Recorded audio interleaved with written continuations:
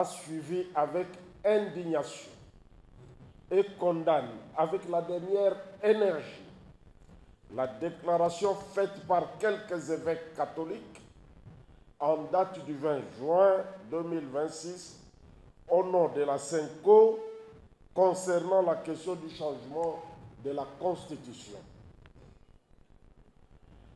Tout en reconnaissant à chaque citoyen congolais le droit de participer au débat démocratique sur la réforme constitutionnelle, l'Union sacrée de la nation relève néanmoins que cette déclaration n'est rien d'autre qu'un acte de subversion dirigé contre les institutions légitimes et démocratiquement établies. Eh bien, j'ai suivi ça. Donc, un célibataire n'a pas le droit de parler sur les questions nationales. Ils veulent changer la constitution pour mettre un article où on n'aura droit à la parole que le marié. Non, quand même. Écoutez, je crois que c'était pour amuser la galerie. Hein. Tandis que ceux qui parlent en termes d'un groupe, comme j'ai vu ça dans la déclaration des députés, ils parlent de quelques évêques. Bon, je crois que là, c'est pas simplement pas correct. Parce que ce sont eux qui décident en termes de quorum. Quand le quorum est atteint au niveau de l'Assemblée nationale, sur les 500 députés, même s'ils sont 400, ils ne vont pas dire que quelques députés ont décidé, mais l'Assemblée nationale a décidé. Et dans le cas des évêques, sur les 48 diocèses, si on considère les auxiliaires 52, il y avait 37 qui étaient là. En effet, il est regrettable de constater que ces évêques utilisent dans leur diatribe plusieurs propos incitant manifestement au soulèvement populaire et au renversement de l'ordre institutionnel.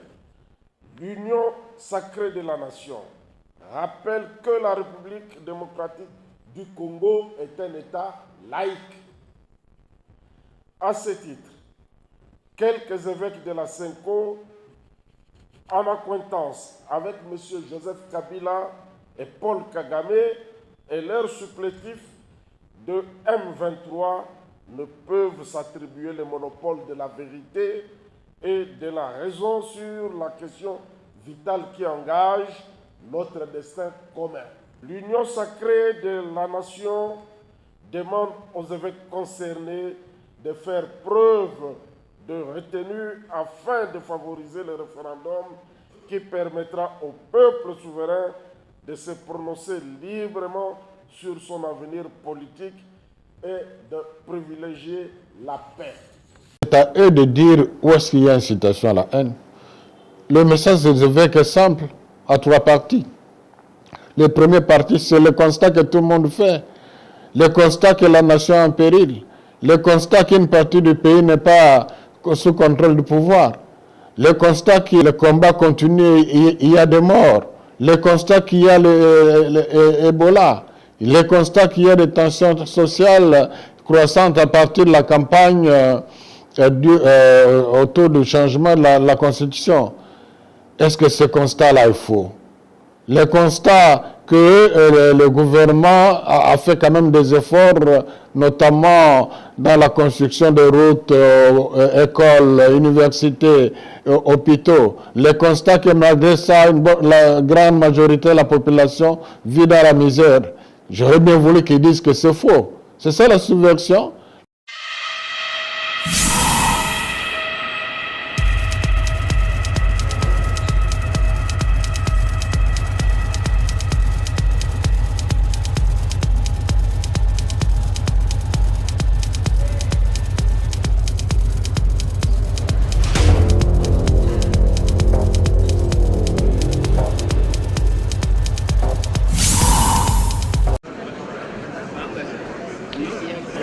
Pour avoir convoqué cette réunion en ce moment difficile. L'Union sacrée de la nation a suivi avec indignation et condamne avec la dernière énergie la déclaration faite par quelques évêques catholiques en date du 20 juin 2026 au nom de la CENCO concernant la question du changement de la Constitution. Tout en reconnaissant à chaque citoyen congolais le droit de participer au débat démocratique sur la réforme constitutionnelle, l'Union sacrée de la nation relève néanmoins que cette déclaration n'est rien d'autre qu'un acte de subversion dirigé contre les institutions légitimes et démocratiquement établies. En effet, il est regrettable de constater que ces évêques utilisent dans leur diatribe plusieurs propos incitant manifestement au soulèvement populaire et au renversement de l'ordre institutionnel. L'Union sacrée de la nation rappelle que la République démocratique du Congo est un État laïque. À ce titre, quelques évêques de la CENCO, en accointance avec M. Joseph Kabila et Paul Kagame et leurs supplétifs de M23 ne peuvent s'attribuer le monopole de la vérité et de la raison sur la question vitale qui engage notre destin commun. L'Union sacrée de la nation demande aux évêques concernés de faire preuve de retenue afin de favoriser le référendum qui permettra au peuple souverain de se prononcer librement sur son avenir politique et de privilégier la paix. Quelques évêques de la CENCO ne peuvent se substituer ni aux institutions de la République, ni au peuple congolais souverain, encore moins à l'ensemble des chrétiens catholiques.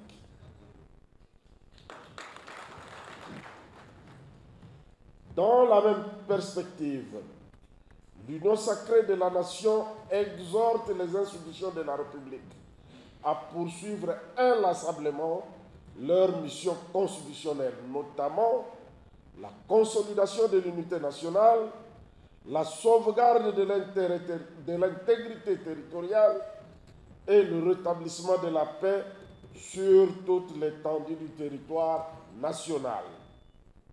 Par ailleurs, l'Union sacrée de la nation appelle le peuple congolais à la vigilance et à la mobilisation générale face à la manipulation afin de défendre jalousement sa souveraineté.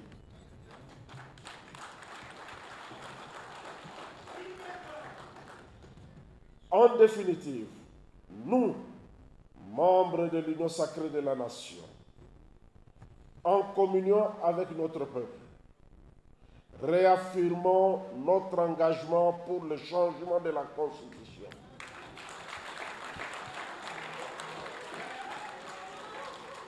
Et réitérons notre indéfectible et notre loyauté à son Excellence Félix Antoine Tshisekedi Tshilombo, président de la République, chef de l'État et haute autorité politique de l'Union sacrée de la nation.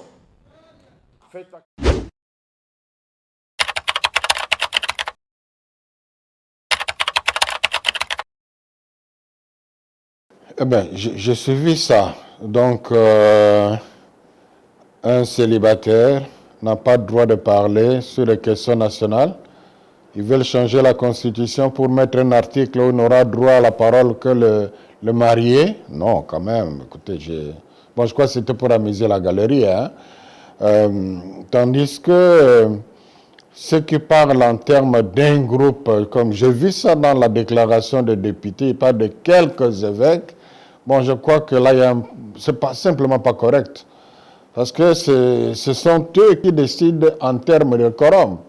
Quand le quorum est atteint au niveau de l'Assemblée nationale, sur les 500 députés, même s'ils sont 400, Ils ne vont pas dire que quelques députés ont décidé, mais l'Assemblée nationale a décidé. Et dans le cas des évêques, sur les 48 diocèses, si on considère les auxiliaires 52, il y avait 37 qui étaient là.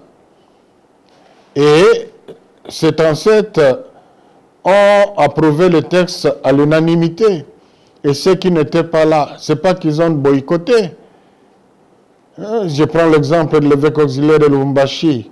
Ils étaient éprouvés, un prêtre décédé. Si vous prenez ceux de Goma et Bukavu, vous ne pouvez pas venir. Celui de Bunia ne peut pas venir. Il y en a qui se sont excusés pour des raisons objectives. Donc là, c'est vraiment vouloir, c'est pour ça que j'ai parlé de la diversion, c'est vouloir vraiment détourner l'attention des Congolais sur un message qui engage tout l'épiscopat congolais. Bon, Monseigneur Kassanda n'a pas refusé de signer. Monseigneur Kassanda n'était pas là comme Monseigneur José Likolo n'était pas là, comme Monseigneur Jean-Marie de Lubumbashi n'était pas là, comme Monseigneur de Bouta. Bouta était là, mais il a quitté les réunions bien avant parce que il avait une urgence, il devait se conformer à ce vol-là. Quand on a récolté les signatures, il n'était plus là.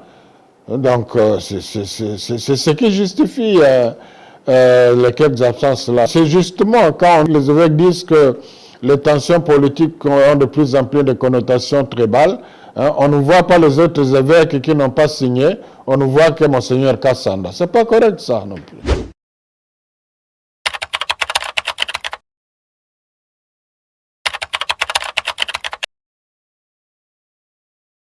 Mais c'est à eux de dire où est-ce qu'il y a incitation à la haine. Le message des évêques est simple, à 3 parties.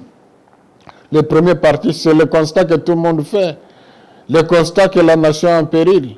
Le constat qu'une partie du pays n'est pas sous contrôle du pouvoir. Le constat que le combat continue, il y a des morts. Le constat qu'il y a l'Ebola. Le constat qu'il y a des tensions sociales croissante à partir de la campagne autour du changement de la Constitution. Est-ce que ce constat-là est faux? Le constat que le gouvernement a fait quand même des efforts, notamment dans la construction de routes, écoles, universités, hôpitaux. Le constat que malgré ça, la grande majorité de la population vit dans la misère. J'aurais bien voulu qu'ils disent que c'est faux. C'est ça la subversion. La deuxième partie, c'est l'alerte. Les évêques sont des prophètes, sont des sentinelles. Ils alertent la population là où il y a un danger. Est-ce qu'il n'y a-t-il pas danger qu'en touchant à l'article 220 de la Constitution pour donner la possibilité d'un 3e mandat, cela va créer des désordres dans le pays? Il n'y a-t-il pas un danger qu'en changeant la Constitution, il puisse y avoir des affrontements qui peuvent nous amener à la guerre civile? Est-ce que c'est ça la subversion? La troisième et la dernière partie des recommandations. Qu'est-ce qui est subversion? Demander au chef de l'État de respecter d'honorer le serment qu'il a prêté.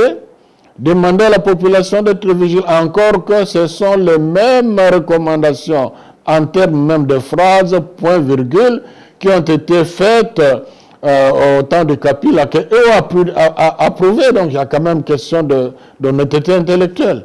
Dites-moi, intellectuellement parlant, qu'est-ce qu'il y a de subversif là? Que les évêques disent aux prêtres, aux ecclésiastiques, ils pourraient revenir à eux pour les actions concrètes. Qu'est-ce qu'il y a de subversion là? J'ai entendu même un journaliste de Top Congo stigmatiser cette recommandation comme si c'était quelque chose de passage, parce qu'il a comparé avec le CC. Sur ce point-là, trouver l'été sage. Mais qu'est-ce qui n'est pas sage? Je donne juste un exemple. Maintenant, nos paroisses sont dans l'insécurité. Si l'État ne sait pas protéger nos paroisses, si demain, on rentrait, on s'adressait aux prêtres, on leur donnait des recommandations concrètes pour pouvoir se défendre, se protéger, c'est ça le manque de sagesse? Quand la SENCO a organisé, il y a quelques années, une marche contre la balkanisation du pays, c'est une action. Est-ce que c'est ça le manque de sagesse? Donc, on ne sait même pas de quoi il sera question. Comment est-ce qu'on peut porter un jugement moral sur les choses qu'on ignore? Là aussi, ce n'est pas correct.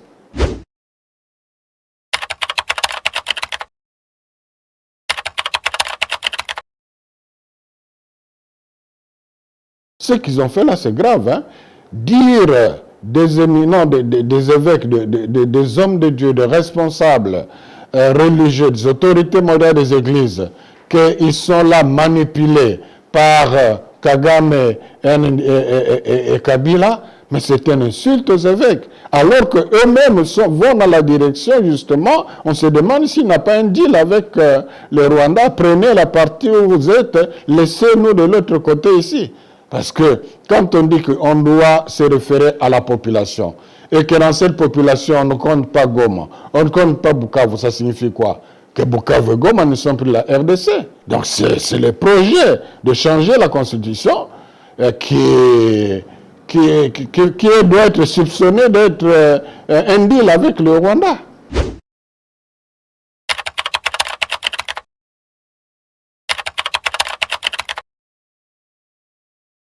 On ne se substitue pas au peuple souverain. Ce sont des pasteurs qui s'adressent non seulement à leurs fidèles, mais aussi aux hommes et aux femmes de bonne volonté. Et c'est leur droit. Mais ils respectent la liberté d'un chacun.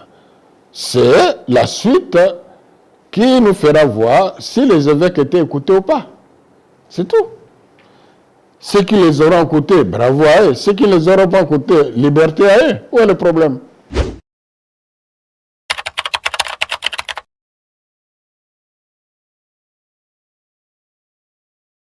Il n'y a qu'un seul problème, le désir de rester au pouvoir le plus longtemps possible. Et dans les contextes de notre pays, nous savons à quoi cela amène. Les évêques veulent la paix, rien que la paix. Les évêques veulent l'intégrité territoriale. Les évêques veulent la cohésion nationale. Et pour cela, ils disent qu'il n'y a pas de solution. La solution n'est pas dans la guerre. La solution n'est pas dans le changement de la Constitution. La solution, c'est dans le dialogue, dans l'esprit du pacte social. Voilà, c'est tout.